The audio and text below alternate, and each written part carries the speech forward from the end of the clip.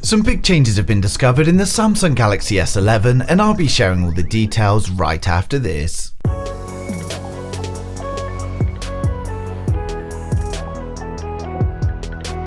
If you're new here and want to stay up to date with the latest tech, please hit subscribe followed by the bell. So leaks have been pouring in for the Samsung Galaxy S11 and we get more and more each week. We've had pretty much everything from design, hardware and features, but it appears some of the details have been incorrect. OnLeaks has been incredibly reliable this year and provided us with some renders of the Galaxy S11 Plus very early on. Unfortunately, it now appears that his renders of the Galaxy S11 Plus were based on a first stage prototype and he has now corrected them. While most of the device was correct, the area that was at fault was of course the cameras. His early renders showed us 5 cameras along with 2 sensors and an LED flash, but the final design of the Galaxy S11 Plus will only have 4. We can see from the renders that one of the cameras is a periscope lens, and this will no doubt be for the space zoom feature we've been hearing a lot about, and it looks like we'll also be getting a 3D time of flight depth sensor. We of course have the 108 megapixel sensor to go along with all this, so we're expecting some impressive photography from the Galaxy S11 Plus.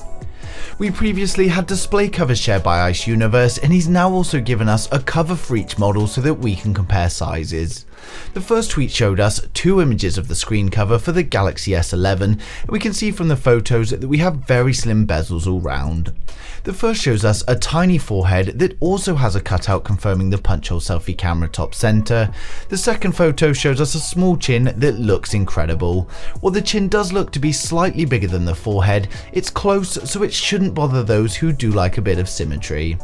The second tweet he published allows us to see the differences between all 3 models.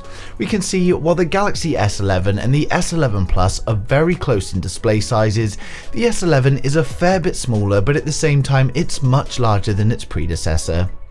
When it comes to the cameras, we've got a report that suggests all 3 models of the Samsung Galaxy S11 will have a 48 megapixel telephoto camera that's going to offer 5 times optical zoom. Its previous models featured a 12 megapixel camera, so this is a huge improvement. The report suggests that the phone will contain a periscope module that doesn't protrude from the Galaxy S11 and may be part of the reason we've got a bit of a camera bump on the rear of the S11s. This along with the 108 megapixel primary sensor should mean we get incredible photos and videos from all 3 versions of these smartphones, and there have been many rumours about the 100 times space zoom feature. We've also had leaks for all 3 batteries of the Galaxy S11 and they're big improvements that should help power the devices. The smaller Galaxy S11e is reportedly going to have a 3730 mAh battery, which is much larger than its predecessor's 3100. The standard Galaxy S11 is going to be using either the Note 10 Plus's 4300 or the A71's 4500 mAh battery. And the Galaxy S11 Plus is going to be using a huge 5000 mAh battery, and this is apparently going to be supplied by LG. Given that they are the world's largest lithium-ion battery producer, it does seem likely. We've had many stunning renders from popular leakers and concept designers that showcase all 3 models of the Galaxy S11. We've had 360 renders for each model along with more cinematic approaches from others. When it comes to the Galaxy S11 range, we'll again be getting 3 versions: the Samsung Galaxy S11e, the Galaxy S11 and the Galaxy S11 Plus. The largest model, the Samsung Galaxy S11 Plus, is going to feature a full-screen 6.9-inch curved display. We get a punch hole top center to house the selfie camera, and it looks very similar to the Note, and we're expecting this to be a 120Hz dynamic AMOLED display, and it may even come under the new branding SAMOLED.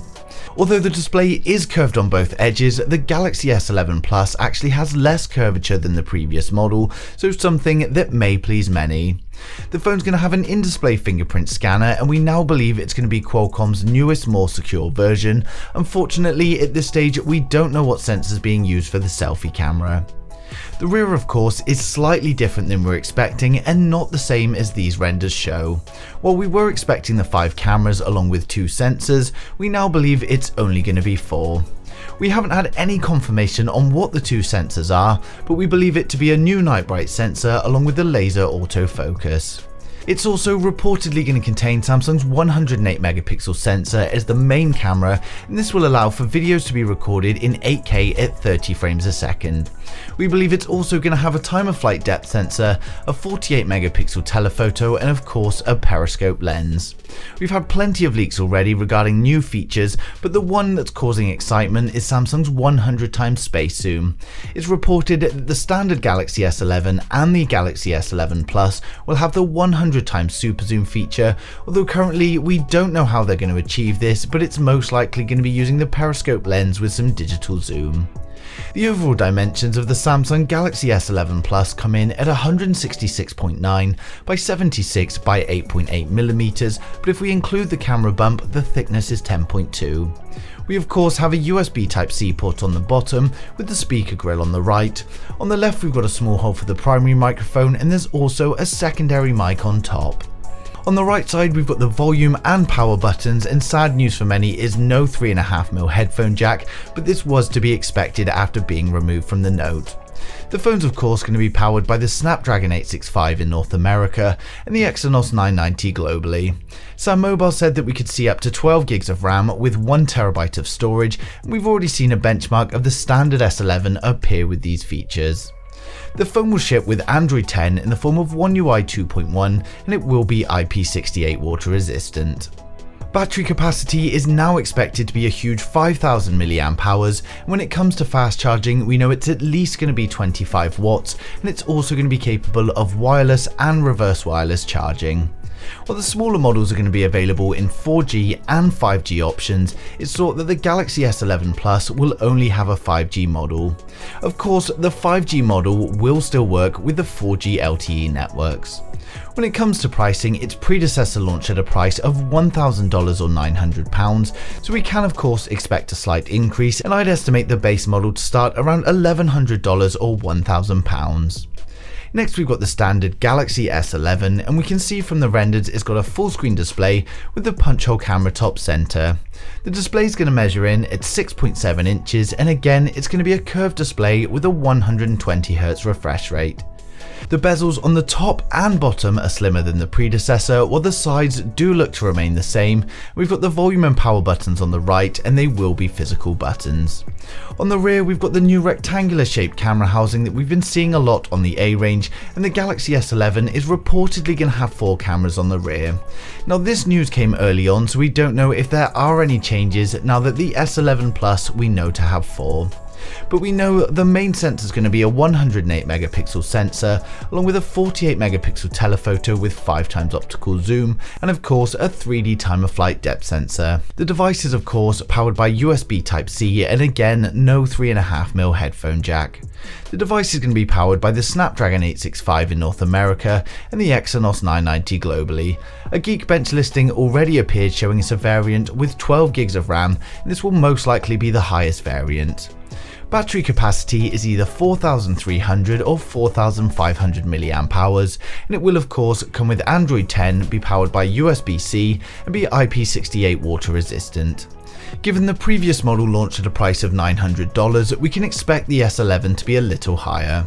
Finally, we have the smallest version, the Galaxy S11e. While this is the smallest model, it is however much larger than the predecessor, coming in with a 6.4-inch curved display. We're unsure if it's also going to be 120Hz, but we can see it looks similar to the other Galaxy S11s, just much smaller. On the rear of the Galaxy S11, we're expecting a triple camera setup. It should include the 108 megapixel sensor along with the 48 megapixel telephoto, and we'll likely see smaller RAM and storage configurations, but no doubt an incredible device. We get a battery capacity of 3700 mAh, and it will be using the same system on chips as the other two models. When it comes to pricing, we can expect around $800 or £800. Reports are suggesting that the Galaxy S11 launch is going to be on the 11th of February 2020, but we're unsure if all models are coming at the same time or if the Plus model will be released later on.